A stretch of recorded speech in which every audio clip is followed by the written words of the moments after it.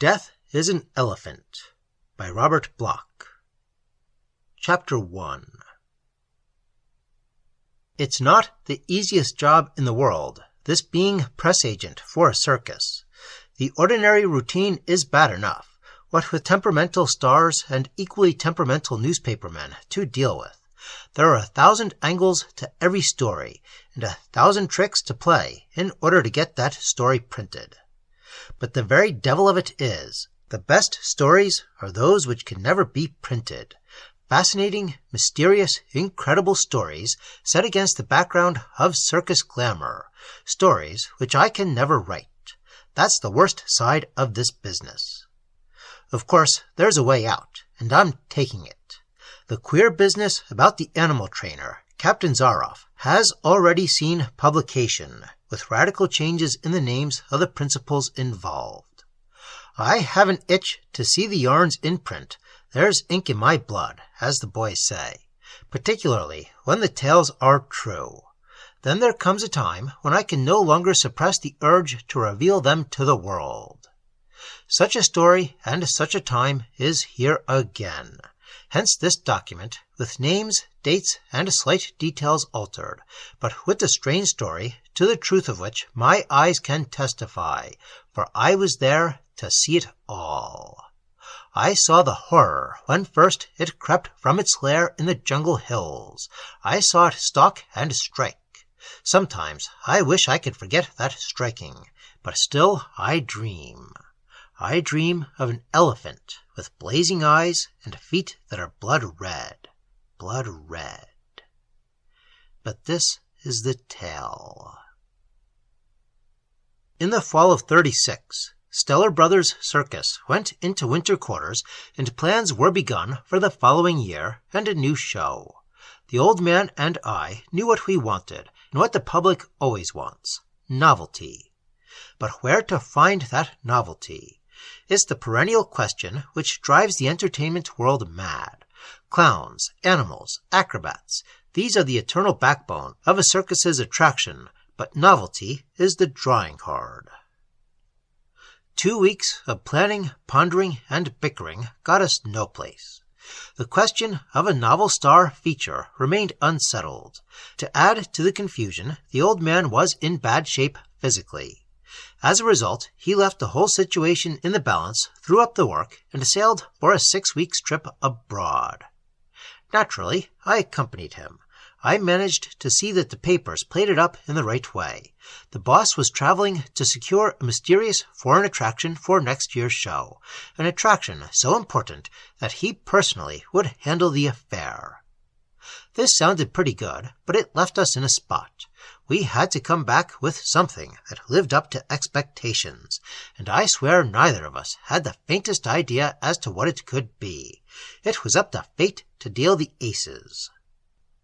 A Pacific crossing took us to Honolulu, thence to the Philippines. Gradually, the old man's temper improved, and my own spirits were raised.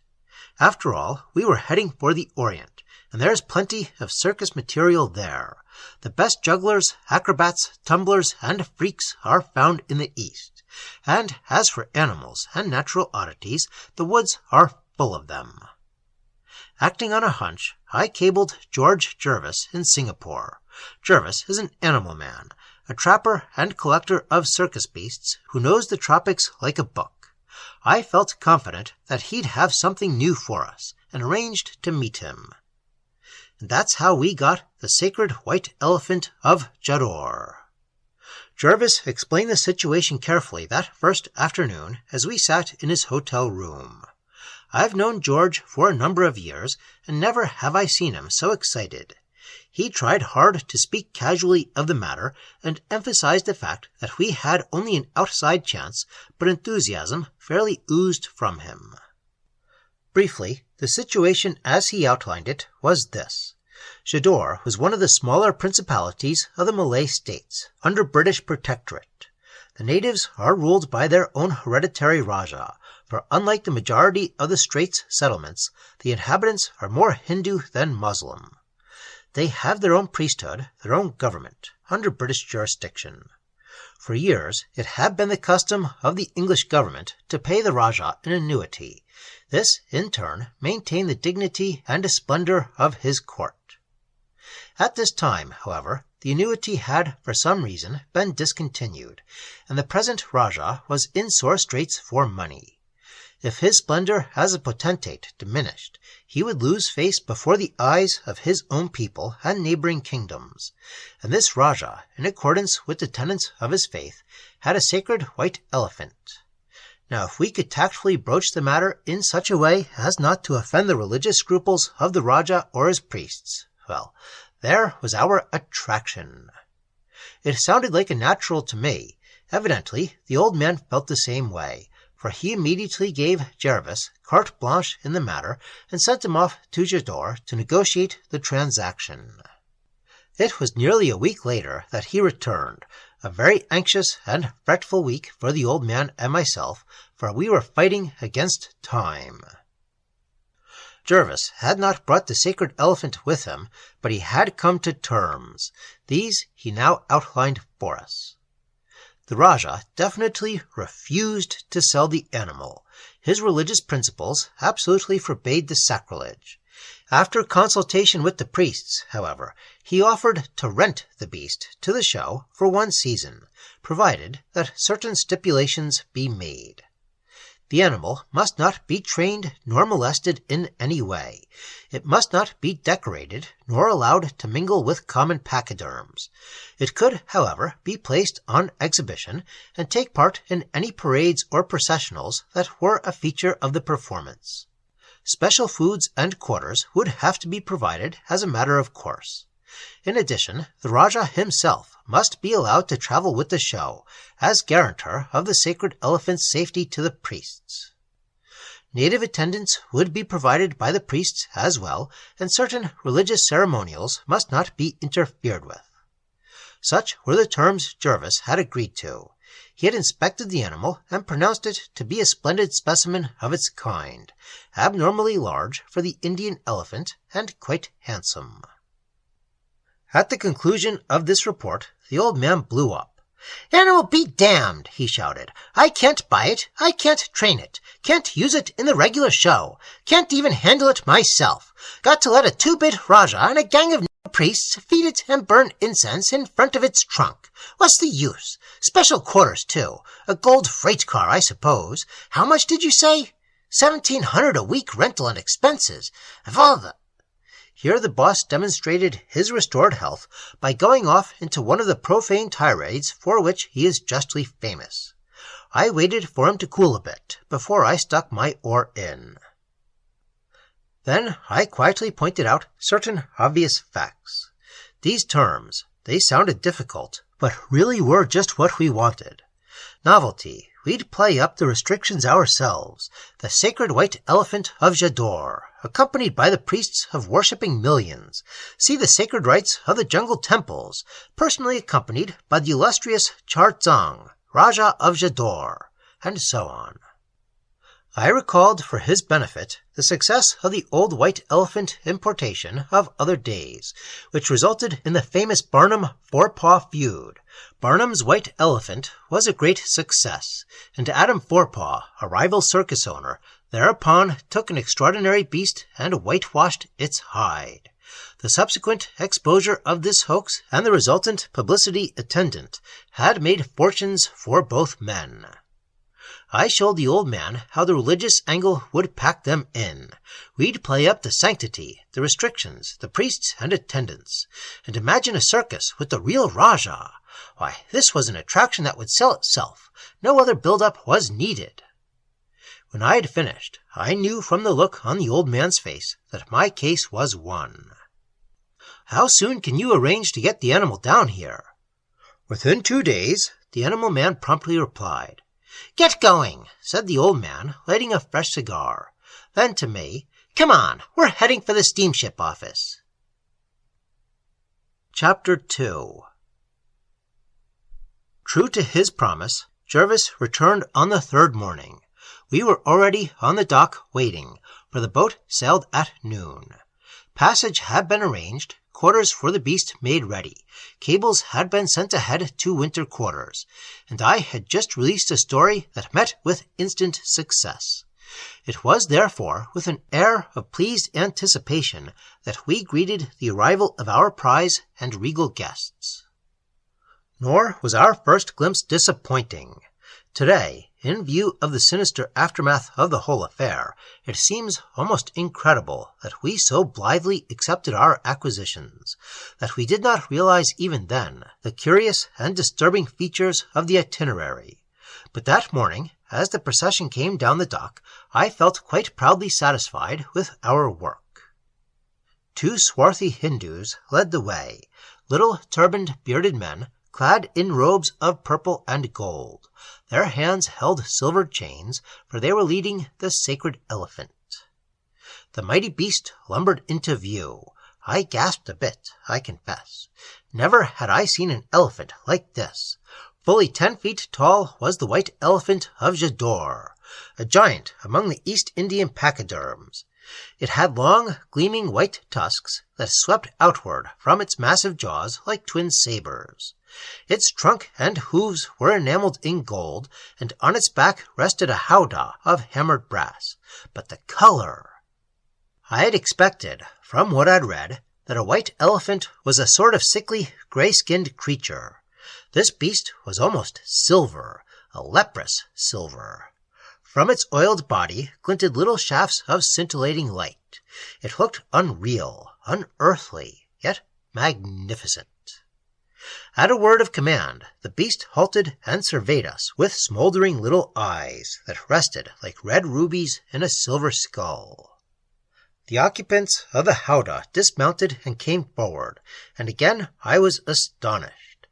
The Rajah of Jadhore wore an ordinary business suit, and his face was clean-shaven in contrast to the bushy beards of the attendants. He wore a green turban that seemed utterly incongruous in comparison to the modern attire. It seemed even more incongruous when he greeted us in perfect English. "Are we ready, gentlemen?" he inquired. "Have arrangements been made to take this sacred tub aboard ship? My men want to handle it, of course. There are certain religious restrictions against crossing water, you know." I stared at him, and I saw the old man's eyebrows rise in surprise as the Rajah lit a cigarette and calmly tossed the match beneath the sacred elephant's gilded feet. He took charge of the situation. "It was stipulated in the agreement, gentlemen, that the beast was to have a permanent religious attendant. Allow me to present her, the high priestess of the temple of Ganesha." He beckoned the figure in the background to come forward. Out of the shadow cast by the elephant's body stepped a girl, and for the 3rd time that morning I uttered a low murmur of surprise. Now I understood the meaning of that beauty of which Oriental poets sing, for this woman was lovely past all understanding or describing. She was dressed in a robe of white, but the lissome curves of her perfectly molded body shone through her garments and caused all memory of them to be forgotten. Her hair was ebon as the jungle night, but it was coiled like a crown above a face of such bewitching perfection as to render powerless even a press agent's powers of portrayal. Was it the ripe scarlet blossom of her mouth, the gem-like facets of her high bronze cheeks, the creamy marble of her sweeping brow, that so blended into a blaze of indescribable beauty? Or was it her eyes, those great green jewels with tawny flecks glittering in a serpent stare? There was icy wisdom here as well as loveliness. The woman had the look of Lilith about her. Woman, girl, priestess. She was all 3 as she gazed at us, acknowledging all introductions in calm silence. "Leela speaks no English," the Rajah explained. Leela, Lilith, green eyes, priestess of mystery. For the first time I was aware of an inner disturbance. I sensed now the reality of what we were doing. We were dabbling in sacred spheres, and I knew that this woman did not like us, that she scorned and hated this prostitution of her religion. We had made a dangerous opponent, I mused. The truth of my surmise was soon to be horribly revealed. In due time, the elephant was hoisted aboard the ship and deposited in special quarters within the hold. The attendants and Leela accompanied the animal. The Rajah joined us. At noon, we sailed from Singapore. The old man and I found the Rajah a likeable fellow. He was, as I suspected, educated in England. His present life frankly bored him. We found it easy to converse with him about our plans for the circus, and told him how we intended to use the elephant in the procession and build quarters in the menagerie tent. I even proposed that the high priestess be a member of the grand entry number, riding in the howdah on the beast's back. Here the Rajah looked grave. No, he declared, the idea was out of the question. Leela was sacred. She would never consent. Besides, she had opposed the entire venture, and the priests had upheld her. It was best not to cross her, for she had mystic powers. "Well," I interjected, "surely you don't believe all that Oriental bosh." For the first time, the Rajah of Jadhore lost his carefully acquired British aplomb. "I do," he said slowly. "If you were not ignorant of my people and their ways, you would also know that there are many things in my religion which you of the West cannot explain. Let me tell you, my friend, what the high priestess means to our faith. For thousands of years there has been a temple of Ganesha, the elephant god, in our land. The sacred white elephant holds his divine spirit, bred through generations of the animals. The white elephant is not like others, my friends. You noticed that. The God of my people is more ancient than your Christian one, and master of darker forces which only the jungle peoples know and can invoke. Nature demons and beastmen are recognized today by your scientists, but priests of my simple people have controlled strange forces before ever Christ or Buddha trod the earth. Ganesha is not a benevolent god, my friend. He has always been worshipped under many names, as Chognarfon in the old places of Tibet, and as Lord Sathagwa aforetime, and he is evil, and that is why we treat his incarnation in the white elephant as sacred. That is why there have always been high priestesses in his temple. They are the holy brides and consorts of the elephant one, and they are wise. Bred from childhood in the black arts of worship, they commune with the beasts of the forest and serve to avert the wrath of the evil ones from their people." "You believe that?" laughed the old man. "Yes," said the Rajah, and he was no longer smiling. "I believe, and I must warn you. This trip, as you must have heard, is against the wishes of my priesthood. Never has a sacred elephant crossed the great waters to another land, to be gaped at by unbelievers for a show. The priests feel that it is an insult to the Lord Ganesha. Leela was sent with the elephant by the priests for a purpose. She alone can guard it. And she hates you for what you are doing, hates me too. I don't like to speak of what she can do. There are still human sacrifices in our temples at certain times, of which the government knows nothing. And human sacrifices are made with a purpose. The old dark powers I spoke of can be invoked by blood. Leela has officiated at such rites, and she has learned much. I don't want to frighten you. It's really my fault for consenting to this, but you should be warned. Something may happen." The old man hastened to reassure the Rajah. He was smugly certain that the man was nothing but a savage beneath his veneer of superficial culture, and he spoke accordingly. As for me, I wondered. I thought again of Leela's eerie eyes, and imagined easily enough that they could gaze on bloody sacrifice without flinching. Leela could know evil, and she could hate. I remembered the Rajah's final words. Something may happen. I went out on deck, entered the hold. The elephant stood in his stall, placidly munching hay.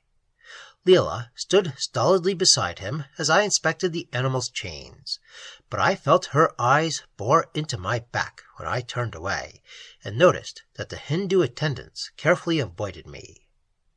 Other passengers had got wind of our prize, and they filed into the hold in a steady stream. As I left, a fellow named Canrobert strolled up. We chatted for several minutes, and when I went up on deck, he was still standing there before the beast. I promised to meet him in the bar that evening for a chat. At dinner, a steward whispered to me the story. Canrobert had come up from the hold late in the afternoon, walked to the rail in plain view of several passengers, and jumped overboard. His body was not recovered.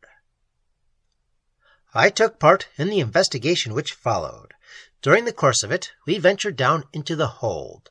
The elephant still stood there, and Leela was still keeping watch beside him. But now she was smiling. Chapter 3. I never did learn about the death of a man named Phelps on the third day out, but it was a hoodoo voyage for certain, and I was glad when we disembarked at last and headed for winter quarters. I am a practical man, but I get occasional hunches. That is why I avoided the Rajah during the rest of our homeward journey. I fled when he approached, because I felt that he would have an explanation for the deaths of the two men, an explanation I did not care to hear. I didn't go near Leela, nor the elephant either, and spent most of my time doping out the show with the old man. It was good to see winter quarters again. A handsome stall had been built for the sacred elephant, and Ganesha, for so we had christened the beast, was quartered therein. No greater compliment could have been paid to my advanced publicity than the attention shown the beast by our hardened circus folk. Stars and supers alike, they crowded around the stall, eyed the mighty animal, gazed at the silent bearded attendants, and stared in speechless admiration at Leela. The Rajah struck up an immediate acquaintance with Captain Dents, our regular elephant keeper. I immediately plunged into work with the old man, for the show opened shortly. Therefore, it wasn't until several weeks later that I began to hear the disquieting rumors that floated around the lot concerning our star attraction. The restlessness of the other elephants, for example, how, in rehearsal for the grand entry, they shied away from the sacred Ganesha, and trumpeted nightly in their picket line. The queer story of how the foreign woman lived in the stall with the animal, ate and slept there in stolid silence.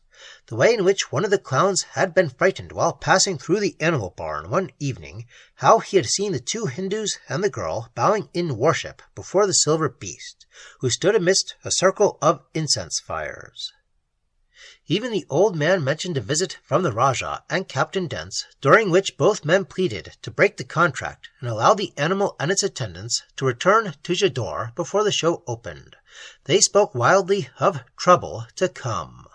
The proposal was, of course, rejected as being out of the question. Our publicity was released, and both men were evidently under the influence of liquor at the time. 2 days later, Captain Dents was found hanging from a beam behind the elephant line. It was a case of suicide, beyond question, and there was no investigation. We had a show funeral, and for a while a gloomy shadow overcast our lot. Everyone remarked about the shocking look of horror on poor Dents's death-distorted face. About this time I began to wake up. I determined to find out a few things for myself. The Rajah was almost always intoxicated now, and he seemed to avoid me purposely, staying in town and seldom visiting the lot. I know for a fact that he never again entered the menagerie barn. But I learned that others did. Perhaps it was morbid curiosity, but the show folk, even after their first trips of inspection, seemed to spend much of their time around the elephant lines. Shaw, our new keeper, told me that they were continually before the stall of the sacred elephant. In his own opinion, many of the men performers were stuck on that pretty foreign dame. They stared at her and at the elephant for hours on end. Even the big stars came. Corbeau, the trapeze artist, was a frequent visitor. So was Jim Dolan, the acrobatic clown, and Rizzio, our equestrian director. Another was Captain Blade, our knife-thrower in the sideshow. What they found in the woman he couldn't say, for she never spoke, and they were silent. I could make nothing of this report, but I determined to watch the beautiful high priestess for myself. I got into the habit of sauntering through the menagerie at odd hours and glancing at the sacred elephant. Whatever the time of day, there was Leela, her emerald eyes burning into my back. Once or twice I saw some of the performers gazing raptly at the stall. I noticed that they came singly at all times. Also, I saw something which proved the keeper's theory to be wrong. They were not infatuated with the woman, for they looked only at the elephant. The gigantic beast stood like some silver statue, impassive, inscrutable. Only its glistening, oiled trunk moved to and fro, that and its fiery eyes. It seemed to stare mockingly in return, as though contemptuous of attentions from the puny creatures before it. Once, when the place was deserted, I saw Leela caressing its great body. She was whispering to it in some low and outlandish tongue, but her voice was ineffably sweet, and her hands infinitely tender. I was struck by a curious and somewhat weird thought. This woman was acting toward the beast as a woman in love acts toward her lover. I remembered how the Rajah spoke of her as the bride of Ganesha, and winced. When the animal's serpentine trunk embraced the lovely girl, she purred in almost blissful satisfaction, and for the first time I heard the beast rumble in its massive throat. I left quickly so as to be unobserved. Opening day loomed, and once again I was forced to turn my mind to other things. The cars were loaded for Savannah. The dress rehearsal was performed. I sent the advance men on the night before we left, and the regular routine got under way. The old man was pleased with the show, and I must admit that it was the best we'd ever turned out. Corbeau, the trapeze artist, was a good drawing card. We got him from the big show through sheer good fortune. Jim Dolan, the chief clown, was always a draw. We had some fine animal acts and many novelty features as well. And the sacred elephant of Jadhore was bidding fair to become a household name before the public had ever seen it. We had a private car for the animal and its 3 attendants. The 2 Hindus smiled happily when they saw it, and even Leela was slightly taken aback with its splendor. On our arrival under canvas, the beast was installed in a superb new station atop a platform in the center, and with its hide newly oiled and decorated, it looked superb. The menagerie crowd on the opening day was highly impressed.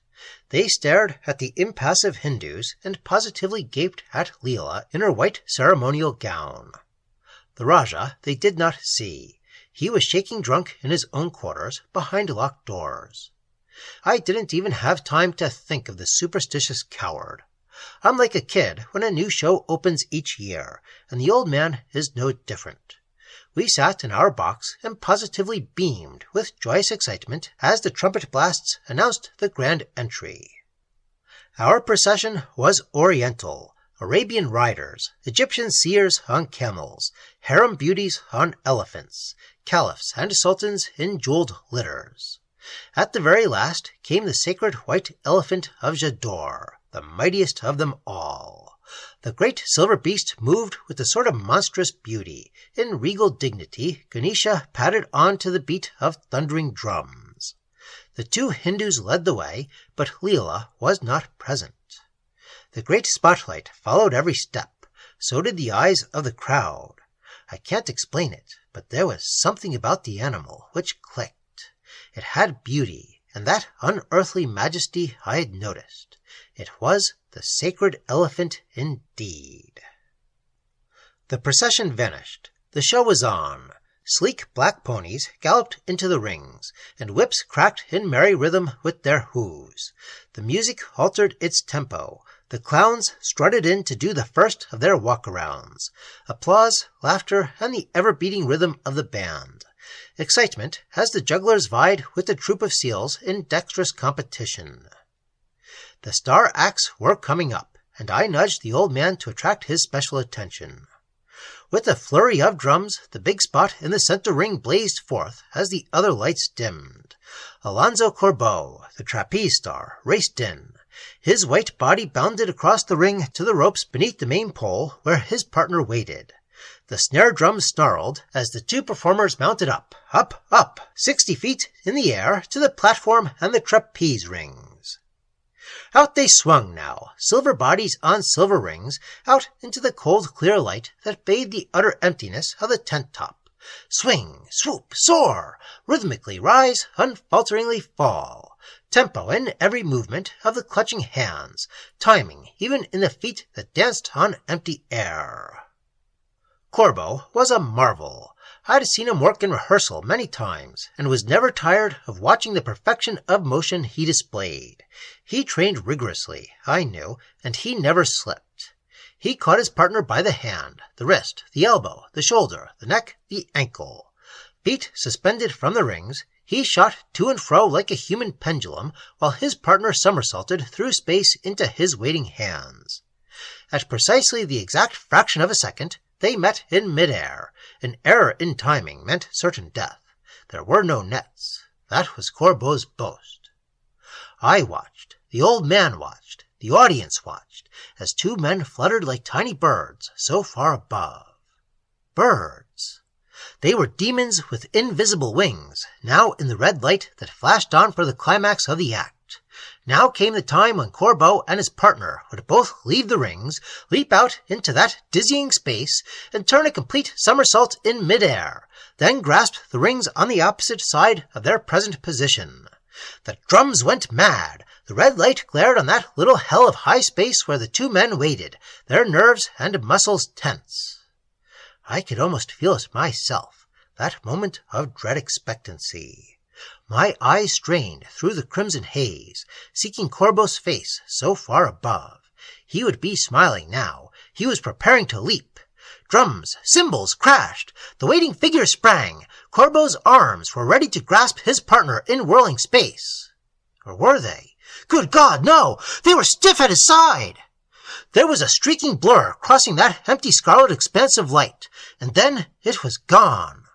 Something struck the center ring with a heavy thud. Somebody screamed. The band blared a desperate march, and the lights went up. I saw that Corbeau's partner, Victoire, had saved himself by catching a ring just in time, but my eyes did not linger above. They centered themselves on the ground, on the center ring, where something lay in a pool of crimson that came from no light. Then the old man and I were out of our box and running across the tent with attendants at our side, and we stared for a sickening second at that boneless, pulpy red thing that had once been Alonzo Corbeau, the trapeze star. They took him away. Fresh sawdust covered the spot where he had fallen, and the band, the lights, the music covered the audience's panic until their fears were forgotten. The clowns were out again as the old man and I left, and the crowd was laughing. A bit weakly, perhaps, but laughing nevertheless. Corbeau's hail and farewell was typical. The show went on. Victoire, the partner, staggered in as we gathered by the body in the dressing room. Pale, limp, badly shaken, he wept convulsively when he saw it lying there. "I knew it," he gasped. "When he stood on the other platform just before he leaped, I saw his eyes. They were dead and far away. Dead. No, I don't know how it happened. Of course he was all right before the show. I hadn't seen him much lately. Between rehearsals he spent a lot of time someplace. His eyes were dead." We never learned anything more from Victoire. The boss and I hurried through the menagerie to the main office. As we passed the big platform where the sacred elephant was quartered, I noticed with a shock that it was empty of attendants. Something brushed against me in the dark as I hurried on. It was Leela, the high priestess, and she was smiling as I had never seen her smile before. That night I dreamed of Leela's smile and of Corbeau's redly ruined face. Chapter 4. There's only a little more to tell. For that I'm thankful, because the rest is even now a nightmare I would rather forget. We learned nothing of Corbeau's death from anyone. It created a flurry, of course, and the performers' nerves were shattered. After all, an opening day tragedy like that is disquieting. The old man raved, but there was nothing to do. The show went on. The morbid public swarmed in that second day, for despite my efforts, publicity was released. Nor was the morbid public disappointed, for on the second night, our fourth show, Jim Dolan died. Jim was our acrobatic clown, and a star in his own right.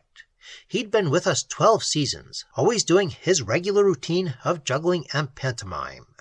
We all knew Jim and liked him as a friend. He was a great kidder, nothing of the pagliaccio about Dolan. But on that second evening, he stopped for a moment in his routine before the center ring, put down his juggling clubs, pulled out a razor, and calmly slit his throat. How he got through that night is still a mystery to me. Jinx and hoodoo were the only 2 words I heard. The show went on, the boss raved, and the police quietly investigated. The following afternoon, Rizzio, our equestrian director, walked into the line of the bareback routine, and the horse's hoof broke his spine. I'll never forget that twilight session after the show, in the old man's tent. Neither of us had slept for 2 days. We were sick with fear and nameless apprehension. I've never believed in curses, but I did then.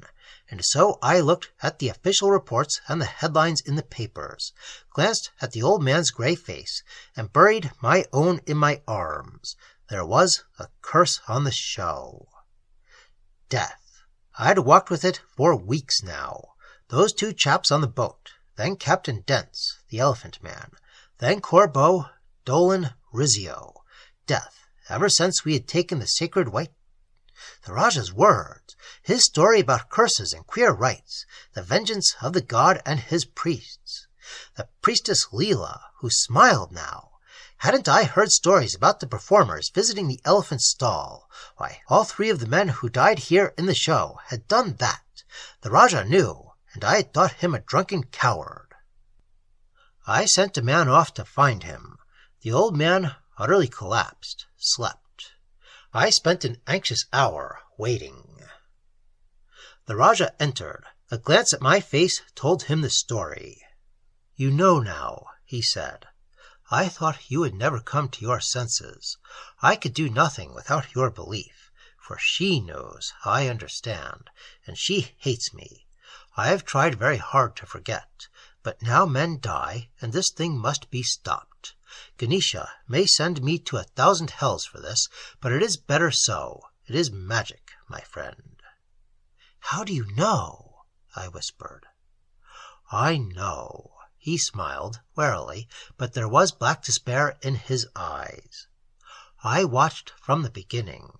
She is cunning, that Leela, so very cunning, and she knows arts."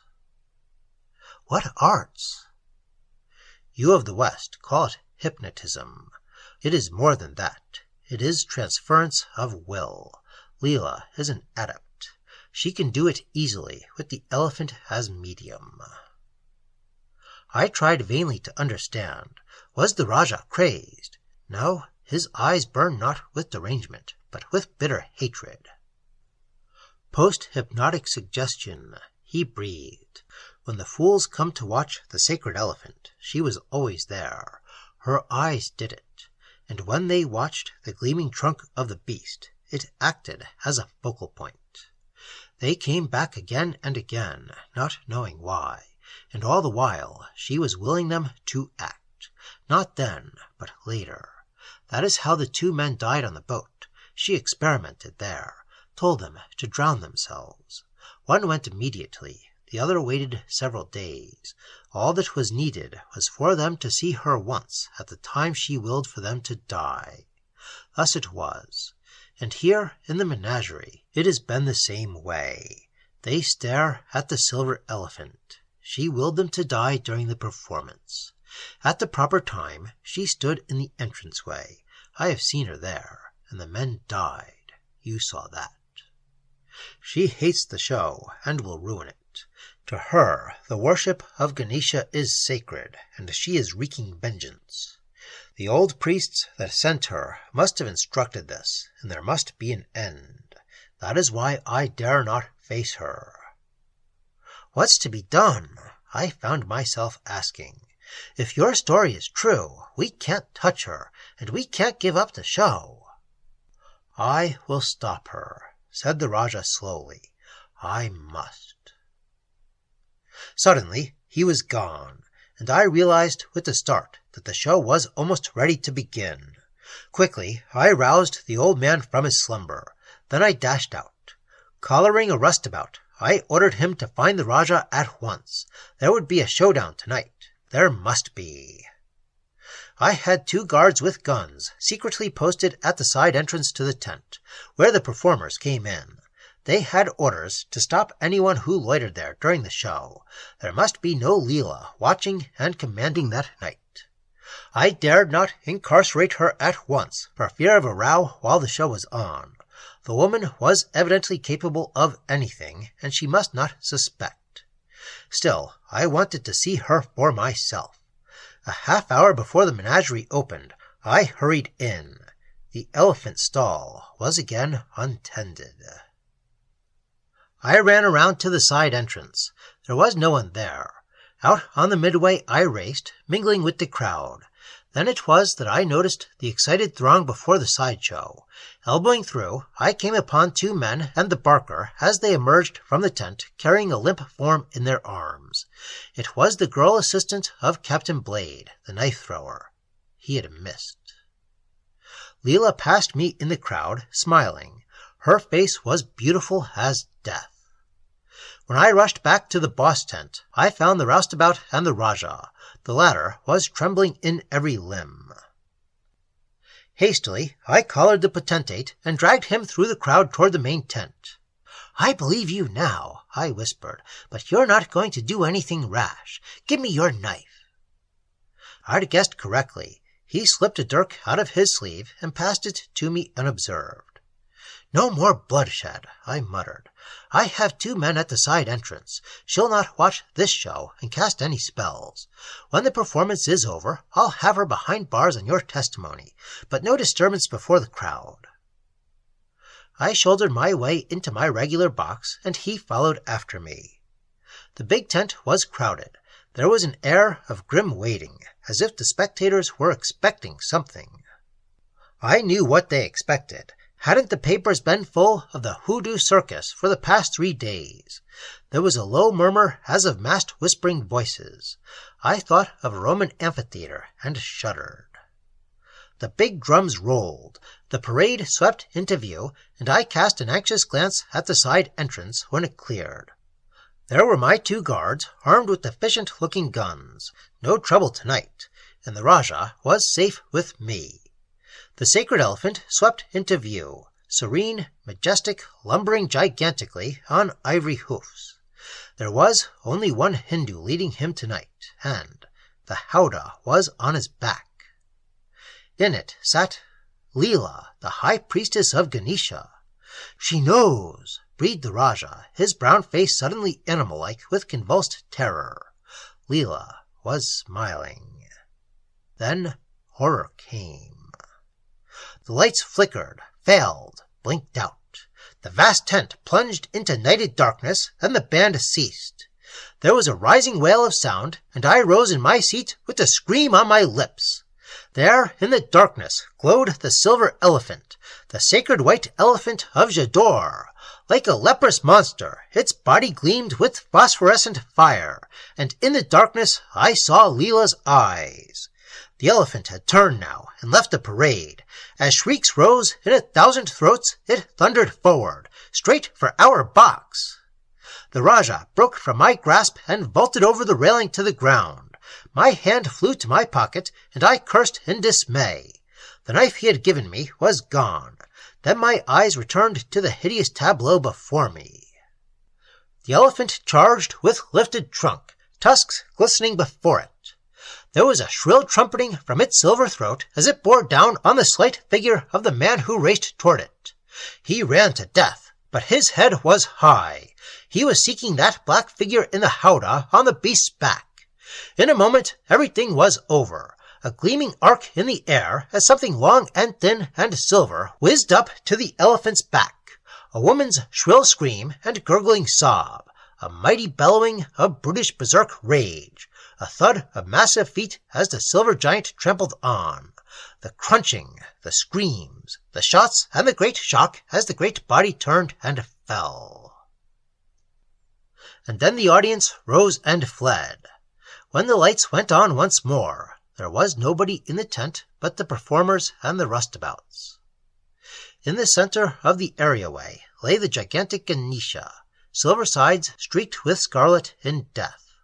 The crumpled howdah held all that remained of Leela, the high priestess.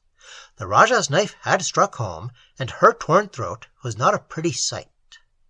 As for the Rajah himself, there was only a slashed red horror dangling on the end of those ivory tusks, a mashed and pulpy thing. Thus ended the affair of the sacred white elephant. The police accepted our story of the animals running amok during the show when the lights failed. They never learned of the Hindu who had so horribly short-circuited the connection with his own body, and we buried his seared remains in secret. The show closed for 2 weeks, and we rerouted it for the rest of the year. Gradually, the papers let the story die, and we went on. I never told the truth to the old man. They're all dead anyway, and I'd like to forget it myself. But I have never liked novelty acts since, nor visited the Orient, because I know the Rajah's story was true, and Leela had killed those performers as he had explained it. Those priests and priestesses have secret powers, I am convinced. I've figured it all out. Leela found out that the Rajah had told me the facts, knew she'd be exposed, and acted accordingly. She sent the Hindu to fix the lights, then arranged to have Ganesha the elephant charge our box and kill the Rajah as she'd planned. I have it all figured out, but I'd never tell the old man. There's one other fact I know which I must not reveal. The Rajah's knife did not kill Leela as she rode on the elephant's back. It could not, for she was already dead. Dead before she entered the tent. One of the 2 guards I stationed had shot her 2 minutes before at the side entrance, as she rode past in the howdah of Ganesha, the sacred white elephant. It seems that she must have hypnotized the beast too. Or did she? The soul of Ganesha inhabits the body of the sacred elephant, the Rajah said, and Ganesha wreaks a vengeance of his own.